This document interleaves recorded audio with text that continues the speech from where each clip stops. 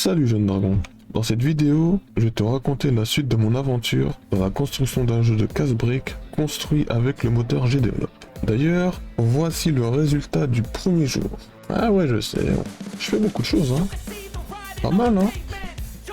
Bon, maintenant que tout est dit, on va passer à la vidéo. Mais juste avant, démarre l'intro Drakan.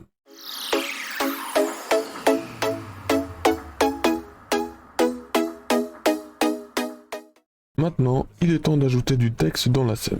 Pour commencer, je vais indiquer le nombre de balles restant. Pour ça, je crée une variable texte qui va contenir nombre de balles en chaîne de caractères. Notez que pour les chaînes de caractères, je nomme ma variable en commençant par txt, afin de faire la différence avec la deuxième variable nbball qui lui va contenir des valeurs numériques. Et je répète les mêmes opérations pour le nombre de vies. D'ailleurs, petite précision, le joueur perd ses points de vie que si un missile touche le pad. Bon, il est temps de créer une variable booléen GameStart qui de base sera faux. Il servira à démarrer le jeu quand le joueur appuie sur Entrée s'il est sur PC ou quand le joueur tape sur le cercle s'il joue sur mobile.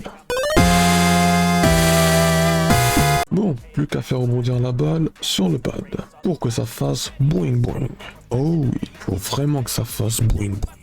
Pour commencer, je crée 3 zones de collision différentes sur le pad. Pourquoi me direz-vous? Pour que si par exemple la balle rebondit au bord à droite du pad, alors le faire repartir en haut à droite au lieu de le faire repartir en haut à gauche, histoire de donner un peu plus de contrôle aux joueurs. Maintenant que la balle peut rebondir sur le pad et qu'on a notre game start prêt à l'emploi, il ne reste plus qu'à ajouter une zone de fin. Au lieu que la balle rebondit en bas pour aller en haut, la balle sera supprimée et je soustrais de 1 la variable nbball et je repositionne la balle au milieu de l'écran. Sans oublier de mettre game start à faux pour éviter que la balle retombe vers le bas instantanément. Et qui dit création de zone de fin dit que j'ai faim.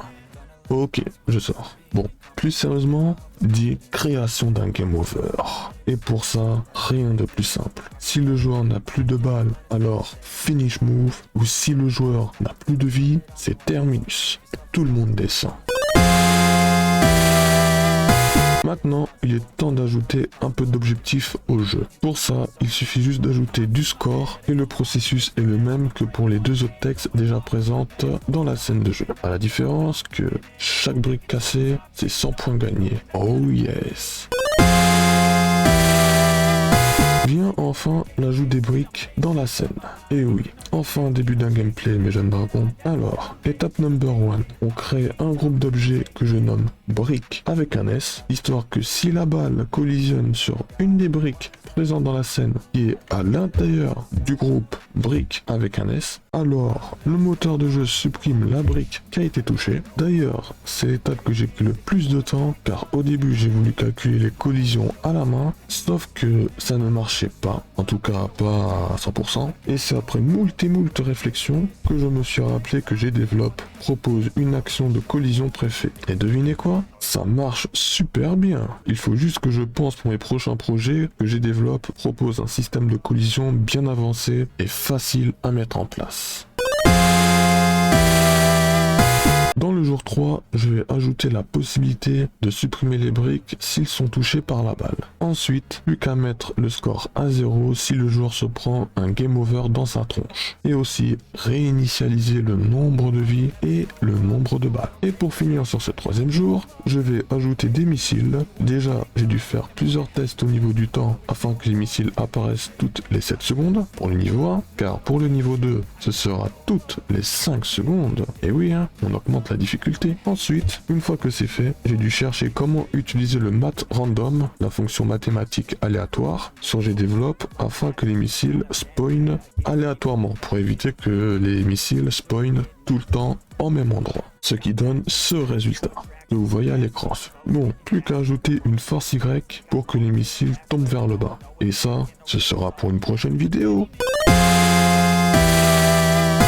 Donc, la semaine prochaine, je vais te partager les 2 derniers jours du développement de ce petit jeu qui est Casse-Briques Missile. Et en bonus, je vais te partager le lien de téléchargement qui sera sur mobile.